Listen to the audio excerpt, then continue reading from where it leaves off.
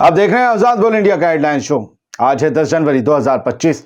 मैं हूं आदिल खान आजाद। दुनिया के सबसे बड़े अखबारों और पोर्टल से चुनी गई सबसे बड़ी खबरों में आज आप देखेंगे हिजबुल्लाह के लिए खड़ी हुई सबसे बड़ी मुश्किल, लेबनानी प्राइम मिनिस्टर का बयान, हथियार छीनेंगे हम, साउथ लेबनान से होगी शुरुआत। ईरान की IRGC ने दिखाया दम, 1 लाख से ज्यादा मेंबर्स ने निकाली परेड, जुमे को भारी हथियारों की नुमाइश। गजा में IDF के बड़े नुकसान की खबर, रेजिस्टेंस का दावा, माइंस बिछाकर कई मिलिट्री गाड़ियों के उड़ाए पर कच्चे।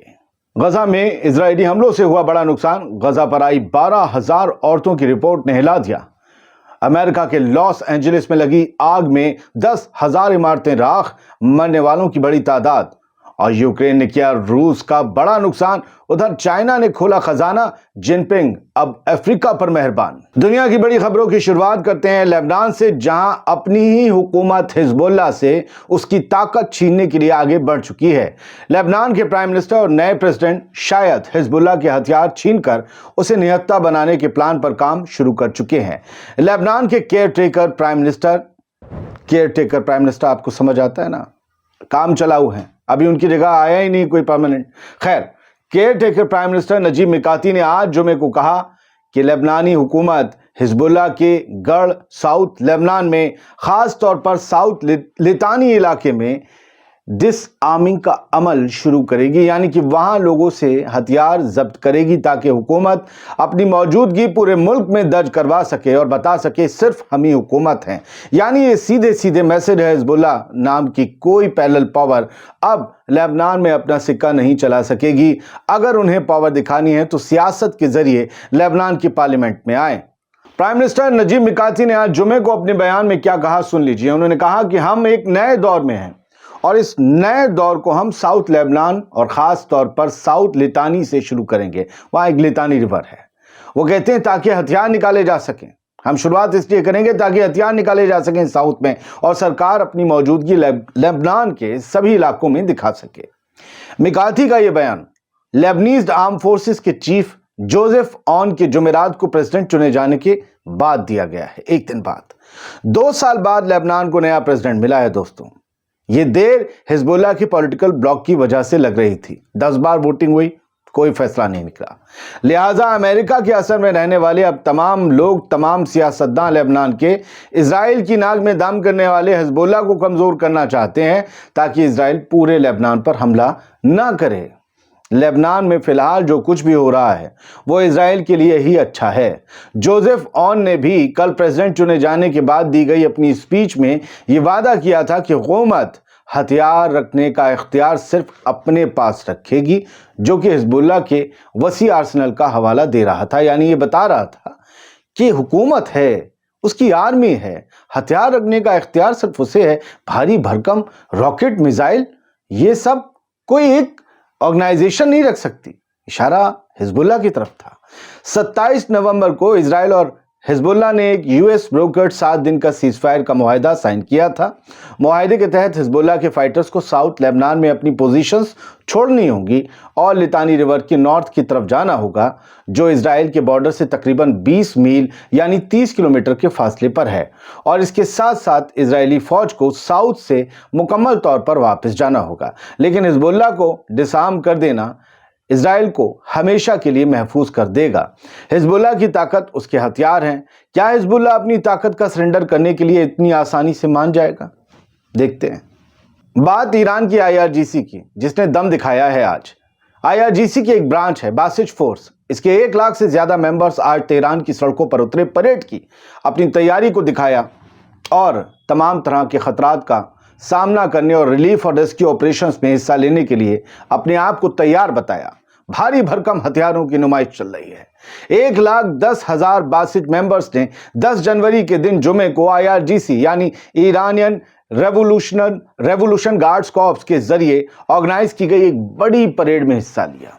यह परेड IRGC के हफ्ते भर चले पैगंबर आजम यानी कि इंग्लिश में आप ग्रेट प्रॉफिट, जो उसका 19वां संस्करण था, किसी को पसंद आया था कल संस्करण, हिंदी बोली मैंने, तो 19वां जो संस्करण था उसकी मिलिट्री ड्रिल्स का ये हिस्सा थी बासिज की ये परेड। इस परेड का मकसद बासिज फोर्सेस की हर हिस्से में तैयारी को दिखाना था, साथ ही उनकी यूनिटी اور پروفیشنل اسکلز کو بھی جو ریلیف اور ریسکیو آپریشنز اور ٹیررسٹ اٹیکس کے خلاف ہوتی ہیں۔ کل ملا کر میری نظر میں یہ IRGC کا شکتی پردرشن تھا، اپنی پاور کو دکھانا، تاکہ دشمن ذرا چوکنا رہے اور ایران یا IRGC کو حلوہ نہ سمجھے۔ کل ملا کر اپنی طاقت دکھانا تو بہت اچھی بات ہے، اور جو کچھ بھی آپ نے دیکھا اس میں بھی بہت کچھ اچھا دکھا ہوگا۔ اب بات فلسطین کی۔ فلسطینی ریزسٹنس موومنٹ نے ایک بار پھر سے بڑا حملہ کیا ہے اور کئی اسرائیلی فوجی گاڑیوں کو نارتھ غزہ میں اڑانے کا دعویٰ کیا ہے۔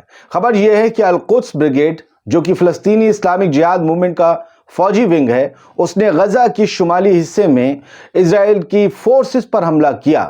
اس دوران غزہ کی ایک مائن فیلڈ، بارودی سرنگ سمجھ لیجئے، ایک مائن فیلڈ میں کئی اسرائیلی فوجی گاڑیوں کے پرکچے اڑ گئے، جیسی گاڑیاں ان پر سے گزری اور بھوم، یہ کہا گیا ہے۔ القدس بریگیڈز نے ایک ویڈیو بھی ریلیز کیا ہے، اسکرین شاٹ اسی کے ہیں۔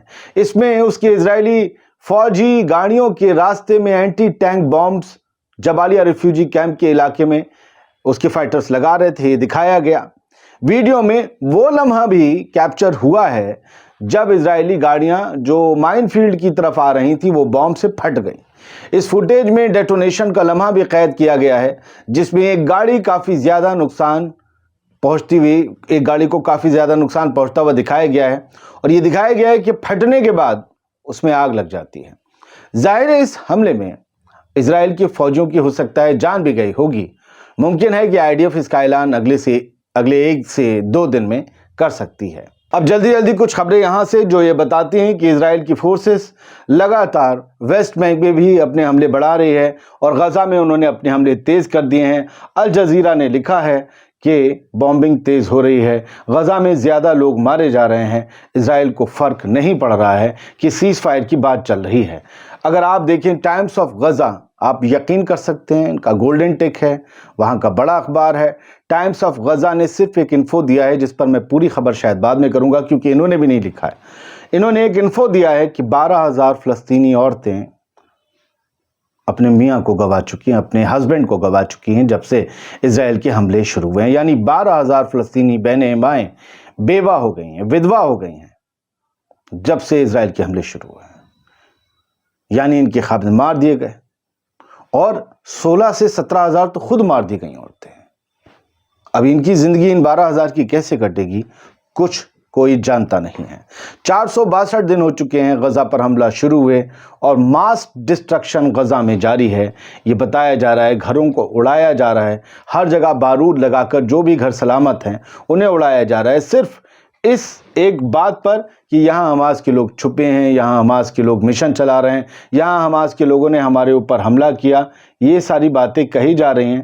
اور اس خبر میں بھی ایک ویڈیو دکھایا گیا ہے، اس میں یہ بتایا گیا ہے، آپ دیکھیں گے اگر اس خبر میں آپ پڑھیں گے اگر یہ کی ورڈز ڈال کر، تو بہت دور سے ویڈیو بنایا گیا ہے کہ پورے کے پورے بلاکس اڑائے جا رہے ہیں۔ یہ ہو رہا ہے غزہ میں۔ لیکن غزہ کی ایک اور تصویر بھی ٹائمز آف غزہ نے شیئر کی اور لکھا کہ وی ول رائز غزہ، یعنی غزہ پھر سے اٹھے گا، پھر سے کھڑا ہوگا، پھر سے سرخرو ہوگا، پھر سے بنے گا، پھر سے ڈیولپ ہوگا، پھر سے چہچہائے گا، پھر سے اپنا جھنڈا لہرائے گا۔ اور یہ جھنڈا فلسطین کا لہرایا جا رہا ہے ملبوں پر فلسطین کا جھنڈا فلسطین کی ہوا میں لہر رہا ہے، جو بتاتا ہے کہ فلسطینیوں کا جذبہ قائم ہے۔